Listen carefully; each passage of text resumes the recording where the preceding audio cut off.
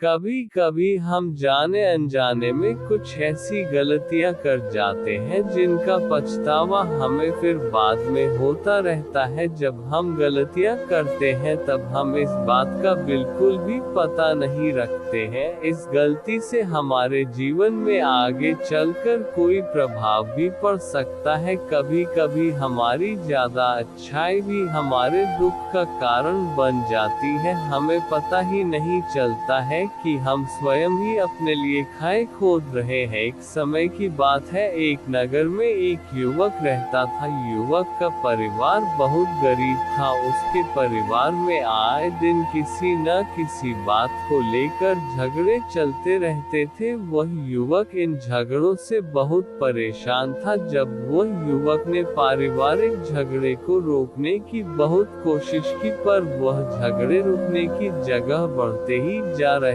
थे। तो युवक काम की तलाश में लोगों के पास जाता तो लोग पूछते हैं कि भाई तुम कितना वेतन लोगे, तो उनसे कहना कि आप मुझे बस काम दे दीजिए, मेरे परिवार की आर्थिक स्थिति बहुत खराब है। आर्थिक स्थिति बहुत खराब है, मुझे काम की बहुत आवश्यकता है, आप बस मुझे काम पर रख लीजिए और आप जितना दोगे मैं उतना ही ले लूंगा। तो लोग उसकी मजबूरी का फायदा उठाकर उसे कम कीमत पर काम पर रख लेते, क्योंकि उसने लोगों को खुद ही मौका दे दिया। लोगों को पता था कि उसे काम की बहुत जरूरत है, वह कम पैसों में भी काम कर लेगा। और जब वह युवक अपने मित्रों के पास, अपने सगे संबंधियों के पास बैठता, तब भी वह अपनी गरीबी की बातें करता। वह अपने मित्र और सगे संबंधियों से कहता कि मैं क्या करूं, मेरा परिवार बहुत गरीब है, हमें 2 वक्त की दाल रोटी भी ठीक से नसीब नहीं होती और आए दिन परिवार में लड़ाई झगड़े होते रहते हैं। मुझे तो कुछ भी समझ में नहीं आता कि मैं करूं क्या। उसके मित्र और सगे संबंधी भी उस समय उसकी बात सुन लेते और उसके बाद में वह सभी उसका मजाक बनाते हैं और कहते ये गरीब तो गरीब का गरीब ही रहेगा, इसका कुछ भी नहीं हो सकता और इनके परिवार में भी प्यार नहीं है। जब देखो एक दूसरे से लड़ते झगड़ते रहते हैं और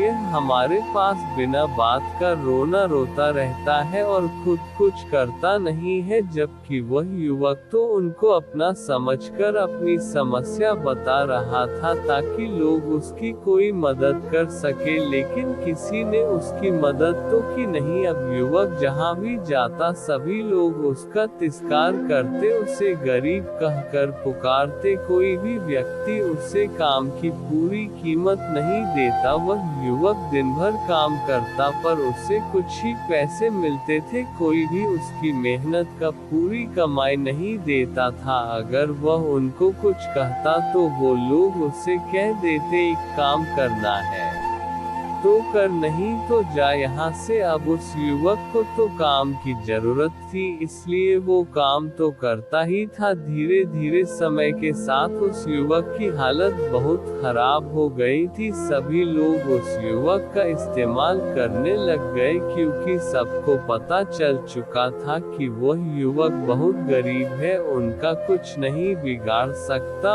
और उसे पैसों की जरूरत है, काम तो करेगा। सभी नगर वासियों उसका अपमान करते, उसे गरीब गरीब कहकर पुकारते। इन सब बातों से वह युवक बहुत परेशान हो गया। उसे समझ ही नहीं आ रहा था कि आखिर उसके साथ यह सब क्या हो रहा है। तभी उसने लोगों से बातें करते हुए सुना कि नगर में एक बौद्ध भिक्षु आए हैं। उन बौद्ध भिक्षु के पास सभी समस्याओं का हल है। वह बौद्ध भिक्षु बहुत ज्ञानी व्यक्ति है। ये सुनकर वह युवक भी उन बौद्ध भिक्षु के पास जा पहुंचा। वह युवक बौद्ध भिक्षु के पास जाकर उन्हें रोता हुआ बोला कि महाराज, सभी लोग मेरे साथ ऐसा क्यों करते हैं। उस युवक की बात सुनकर बौद्ध भिक्षु ने पूछा कि क्या हुआ बालक। तभी वह युवक जोर जोर से रोने लगता है और रोते रोते अपनी सारी बात बौद्ध भिक्षु को बताता है और उनसे कहता है कि महाराज, सभी लोग मुझे गरीब गरीब कहकर पुकारते हैं, मेरा मजाक बनाते हैं और कोई भी मनुष्य मुझे अपनी मेहनत की पूरी कमाई नहीं देता है। मैं उनके खेतों में पूरे दिन काम करता हूँ और वह मुझे बहुत कम पैसे देते हैं। मेरे दोस्त और मेरे मित्र भी सारे मेरा मजाक बनाते हैं। वह बौद्ध भिक्षु उस युवक की सारी बातें बड़े ध्यान से सुनते हैं और उससे पूछते हैं कि सभी नगर वासियों को इस बात का कैसे पता चला कि तुम बहुत गरीब हो और लोग तुम्हें पूरे दिन काम करने के बाद भी इतना कम वेतन क्यों देते हैं। बौद्ध भिक्षु की बात सुनकर युवक बोला कि दरअसल महाराज, मैंने ही नगर वासियों से हमदर्दी पाने के लिए उनसे कहा था कि मैं बहुत गरीब हूँ, मुझे आप काम पर रख लीजिए, जो आप दोगे मैं ले लूंगा। ये सुनकर वह बौद्ध भिक्षु बोले, इसमें लोगों की क्या गलती है? अगर नगर वासी तुम्हारा मजाक बनाते हैं, तुम्हें कम वेतन देते हैं, तो इसमें तुम्हारी गलती है। तुम ही ने उन लोगों को बढ़ावा दिया है। तुम्हें कुछ बातें सिर्फ अपने तक ही सीमित रखनी चाहिए थी, लेकिन तुमने तो वह बातें सबको बता दी। बौद्ध भिक्षु की बात सुनकर वह युवक उनके पैरों में गिर गया और उनसे बोलने लगा कि महाराज, मैं अब क्या करूं? आप मेरी इस परेशानी को दूर करो। युवक की बात सुनकर बौद्ध भिक्षु बोले, देखो, अब जो हो गया उसे तो वापस नहीं लाया जा सकता है, लेकिन आज मैं तुम्हें ऐसी 7 बातें बताऊंगा जो तुम्हें कभी भी किसी को नहीं बतानी है, सिर्फ अपने तक ही सीमित रखनी है, चाहे फिर वह तुम्हारा मित्र ही क्यों ना हो या फिर कोई सगा संबंधी ही क्यों ना हो। तुम्हें यह बातें किसी को नहीं बतानी है। बौद्ध भिक्षु की बात सुनकर वह युवक बड़ी प्रशंसा से बोला कि बताइए महाराज, वह कौन सी बातें हैं जिन्हें हमें किसी को नहीं बताना चाहिए। फिर बौद्ध भिक्षु ने युवक से कहा कि जो तुम्हें पहली बात किसी को नहीं बतानी चाहिए, एक अपने जीवन का लक्ष्य। तुम्हारे जीवन का सपना हम क्या करते हैं? हम अपने सपने को सभी को बता देते हैं कि मैं ये करूँगा, मैं बड़ा होकर यह बनना चाहता हूँ। हमें ऐसा लगता है कि लोग सुनकर बहुत प्रसन्न होंगे कि मैं कितना बड़ा आदमी बनना चाहता हूँ, लोग मेरी प्रशंसा करेंगे, लेकिन ऐसा होता नहीं है। जब हम अपने सपने को लोगों को बता देते हैं तो हमारे मन में संतुष्टि का भाव जाता है। हम मन ही मन बहुत खुश होते हैं, जिससे हम अपने सपने के प्रति वो जुनून नहीं रख पाते हैं जो हमारे पहले था। जब हम अपने सपने लोगों को बता देते हैं तो उनकी उम्मीदें हमसे बढ़ जाती है, वह हमारे ऊपर और भी ज्यादा ध्यान देने लगते हैं, जिससे कभी कभी हम तनाव में भी आ जाते हैं और फिर यही तनाव हमारे जीवन में असंतुलन पैदा करता है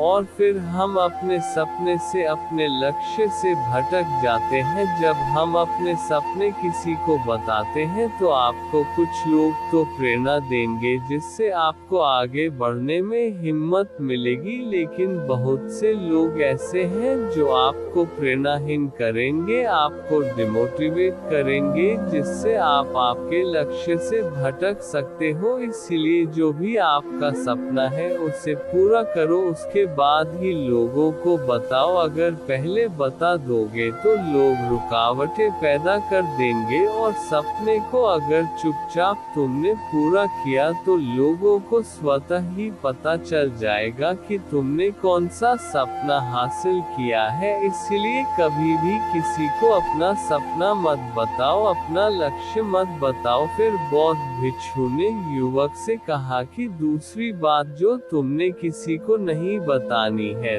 2 हमारी समस्याएं, हमारी परेशानियां। हम क्या करते हैं, जैसे हमें कोई समस्या होती है, कोई परेशानी आती है, तो हम तुरंत लोगों के पास उसके समाधान के लिए पहुंच जाते हैं, उन्हें अपना दुखड़ा सुनाने लगते हैं। लेकिन दूसरे लोगों को अपनी परेशानी बताने का मतलब है स्वयं के लिए एक और परेशानी खड़ी करना, क्योंकि जब हम किसी से अपनी परेशानी बताते हैं तब तो हमें बहुत अच्छा महसूस होता है। हमें ऐसे लगता है कि मानो हमारा थोड़ा सा दुख तो चला गया, लेकिन सभी लोग हमारी परेशानियां कम नहीं करते बल्कि उन्हें और बढ़ा देते हैं और हमारे सामने कई नई परेशानियां खड़ी कर देते हैं। हम जितने लोगों के साथ अपनी समस्याएं बताते हैं उनमें से 70% लोग तो ऐसे होते हैं जिनको हमारी परेशानियों से कोई फर्क नहीं पड़ता, बल्कि वह तो हमारा मजाक बनाते हैं, और 20% लोगों को ये जानकर खुशी होती है, और 10% ऐसे लोग ही होते हैं कि जिनको थोड़ा बहुत फर्क पड़ सकता है कि हम कितने परेशान हैं। लेकिन फर्क पड़ने का मतलब यह नहीं है कि वह तुम्हारा साथ दे ही देंगे। जब लोग हमारी परेशानियां, हमारी समस्याओं का मजाक बनाते हैं तो हमें बहुत बड़ा दुख होता है। इसलिए हमें कभी भी अपनी परेशानियां किसी को नहीं बतानी चाहिए, स्वयं ही उनका हल खोजना चाहिए, क्योंकि हमें हमसे बेहतर कोई नहीं जानता और हम खुद ही बिना किसी की मदद से हर परेशानी से बाहर निकल सकते हैं। हमें कभी भी अपने परिवार की समस्याएं किसी को नहीं बतानी चाहिए। हम सभी के घर परिवार में कोई ना कोई समस्या जरूर होती है। जहाँ सब लोग एक साथ रहते हैं तो कहासुनी भी हो जाती है। हमारी परिवार के साथ हमारे संबंध अच्छे हो या बुरे हो, हमें किसी को भी नहीं बताना चाहिए। जब हम दूसरों को इसके बारे में बताते हैं तो लोग मजे लेकर तुम्हारी बातें सुनते हैं। उन्हें कोई फर्क नहीं पड़ता कि तुम किस परेशानी में हो, बल्कि वह लोग तो उन कमजोरियों का फायदा उठाने की कोशिश करेंगे। तुम्हें तुम्हारे परिवार की समस्याओं को आपस में ही अपने परिवार वालों से बात करके सुलझा लेनी चाहिए, तो तुम्हें दूसरे लोगों को बताने की जरूरत ही नहीं पड़ेगी। और जब हम अपने और अपने परिवार के समस्याएं लोगों को बताते हैं तो लोग हमें कमजोर समझने लगते हैं,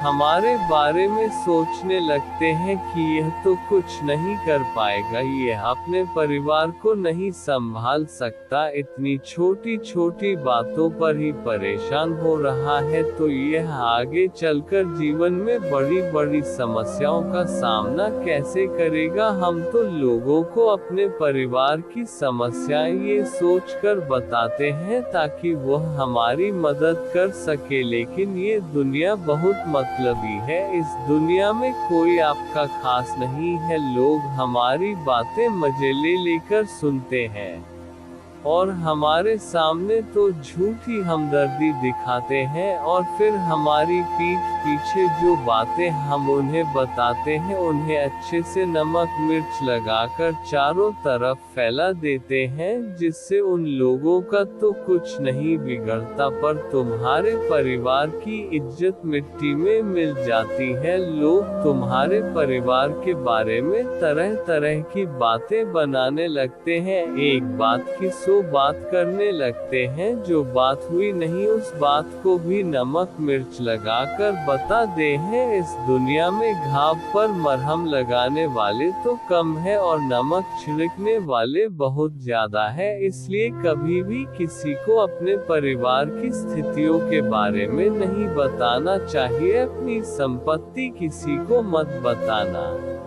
फिर बौद्ध भिक्षु ने उस युवक को चौथी बात बताते हुए कहा कि तुम लोगों के सामने इस बात को कभी मत बताना कि तुम किन चीजों के मालिक हो या फिर तुम्हारे पास क्या क्या है। तुम तो लोगों को ऐसे ही अपने बारे में बताते हो कि तुम्हारे पास इतने बंगले हैं, इतनी गाड़ी है, इतना धन है, ताकि लोगों को पता चल सके, लेकिन तुम ये सोचकर उन्हें नहीं बता रहे हो कि तुम उन्हें नीचे दिखाने की कोशिश कर रहे हो, लेकिन लोग तुम्हारी बातों का गलत मतलब निकाल सकते हैं। वह सोच सकते हैं कि तुम उन्हें नीचा दिखाने के लिए ये सब बातें कर रहे हो, और फिर वह तुमसे नफरत करने लगेंगे। उस समय तो वह कुछ नहीं बोलेंगे, लेकिन अंदर ही अंदर वह तुमसे नफरत करने लग जाएंगे और तुमसे दूर होने लग जाएंगे, तुम्हें गिराने की कोशिश करेंगे, और हो सकता है कि तुम्हारी बातें सुनकर तुम्हारे पास इतना धन है ये जानकर कुछ लोग तुम्हारे से झूठे रिश्ते बना ले, तुमसे अपना मतलब भी निकलवा सकते हैं। इस दुनिया में ऐसे बहुत से मतलबी लोग हैं जो लोगों से बस धन पाने की चाहत में रिश्ता जोड़ते हैं, इसलिए तुम्हें अपना धन किसी को नहीं बताना चाहिए। समय के खेल का किसी को पता नहीं, आज अच्छा है तो जरूरी नहीं कल भी अच्छा हो। मान लो आज तुम्हारे पास खूब धन दौलत है, लेकिन अगर कभी आपके पास नहीं रहे और आप लोगों से मदद मांगोगे तो लोग आपकी मदद नहीं करेंगे, बल्कि आपको ताने मरेंगे, आपसे कहेंगे कि तुम्हारे पास तो इतना धन था, कहाँ गया वह धन, तुम सच बोलते थे या फिर झूठ मूठ का गुणगान करते रहते थे। और हमें अपनी धन दौलत की बात लोगों के सामने इसलिए भी नहीं बतानी चाहिए, और हमें अपनी धन दौलत की बात लोगों के सामने इसलिए भी नहीं बतानी चाहिए क्योंकि इस दुनिया में बहुत से ऐसे लोग हैं जिनके पास पीने के लिए स्वच्छ पानी भी नहीं है, वह गंदा पानी पीते हैं, उनके पास खाने के लिए 2 वक्त की रोटी भी नहीं है, जबकि तुम्हारे पास सब कुछ है। इसीलिए कभी भी खुद से गरीब लोगों के सामने कभी भी अपने धन का दिखावा ना करे, हो सके तो उनकी मदद कर दे। कभी भी अपनी सफलता का रहस्य किसी को मत बताना।